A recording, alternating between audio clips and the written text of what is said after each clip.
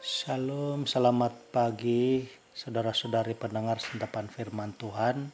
Hari ini Sabtu 9 April 2022. Injil renungan kita pada hari ini ialah Yohanes bab 11 ayat 45 hingga 56. Banyak di antara orang-orang Yahudi yang datang melawat Maria dan yang menyaksikan sendiri apa yang telah dibuat Yesus percaya kepadanya. Tetapi ada yang pergi kepada orang-orang Farisi dan menceritakan kepada mereka apa yang telah dibuat Yesus itu. Lalu imam-imam kepala dan orang-orang Farisi memanggil mahkamah agama untuk berkumpul, dan mereka berkata, "Apakah yang harus kita buat? Sebab orang itu membuat banyak mujizat. Apabila kita biarkan dia, maka semua orang akan percaya kepadanya dan orang-orang Roma akan datang dan akan merampas tempat suci kita serta bangsa kita."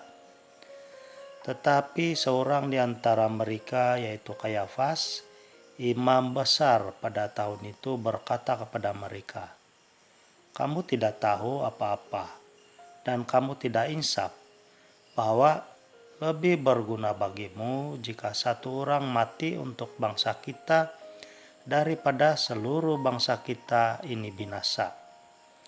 Hal itu dikatakannya bukan dari dirinya sendiri, tetapi sebagai imam besar pada tahun itu ia bernubuat bahwa Yesus akan mati untuk bangsa itu, dan bukan untuk bangsa itu saja, tetapi juga untuk mengumpulkan dan mempersatukan anak-anak Allah yang tercerai-berai.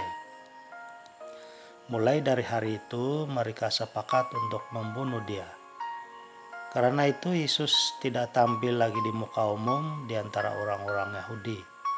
Ia berangkat dari situ ke daerah dekat padang gurun, ke sebuah kota yang bernama Efraim, dan di situ ia tinggal bersama-sama murid-muridnya.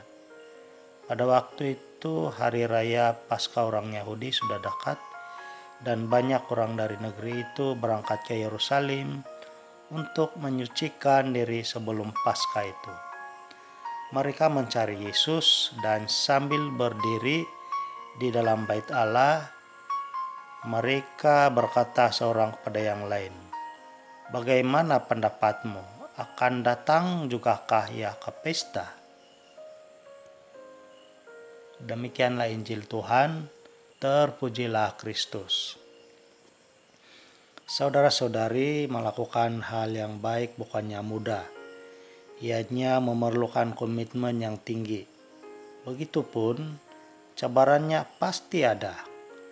Antaranya ialah ianya sering disalahartikan, sering disalahfahami, sering ditolak, dan akhirnya akan terjadi kegagalan disebabkan halangan-halangan yang tidak munasabah. Bahkan berlaku pembunuhan karena melakukan kebaikan. Dalam arti kata lain, pembunuhan dari segi rohani ialah menyebabkan iman orang lain akan jadi lemah atau jatuh iman. Jadi itulah antara cabaran-cabaran kepada orang-orang yang melakukan kebaikan dan kasih. Nah, saudara-saudari, mungkin hal ini boleh terjadi di kalangan rekan-rekan sepelayanan, rekan-rekan anggota gereja, di kalangan umat itu sendiri, bahkan boleh juga terjadi di kalangan rekan-rekan sekerja, rekan-rekan perniagaan, yaitu berniat menjatuhkan yang lain, dan paling parah lagi menjatuhkan ahli keluarga sendiri. Ini semua disebabkan mungkin rasa dengki, tamak, benci tanpa pasal, sombong, dan penting diri sendiri. Karena demikian, kebaikan yang dilakukan orang lain sudah menjadi ancaman baginya. Maka kebaikan tadi tidak lagi menjadi keutamaan dan kepentingan bagi membangun keharmonian sesama. Saudara-saudari, hal ini terjadi dan pernah dilalui oleh Yesus sendiri. Kasih dan kebaikannya tidak diterima oleh orang-orang Farisi. Mereka tidak terima dan tidak percaya apa yang dilakukan Yesus di depan mata mereka sendiri. Malah mereka sengaja mahu menyalahkan Yesus, ingin menangkap dan membunuh dia. Bahkan Kayafas sendiri, yaitu imam besar pada waktu itu, mengatakan kepada orang-orang Farisi bahwa lebih berguna bagimu jika satu orang mati untuk bangsa kita daripada semua bangsa kita ini adalah binasa. Nah, bagi orang-orang jahat, kebaikan yang Yesus lakukan adalah satu ancaman bagi mereka. Saudara dan saudari, Yesus sudah memberi contoh dan teladan yang baik kepada pengikut-pengikutnya pada zaman ini. Kebaikan, kasih, dan pewartaan kerajaan Allah yang Yesus telah tunjukkan itu sudah ada di tengah-tengah kita pada masa ini.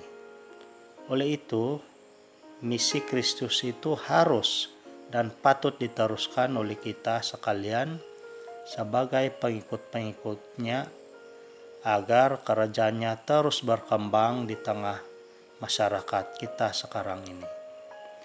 Jika ini dapat dilakukan dan dikembangkan, maka sinar kedamaian, kebahagiaan, dan keharmonian itu akan terus bercahaya kepada semua orang. Semoga demikianlah jadinya. Tuhan Yesus memberkati kita semua dalam nama Bapa, Putra, dan Roh Kudus. Amin.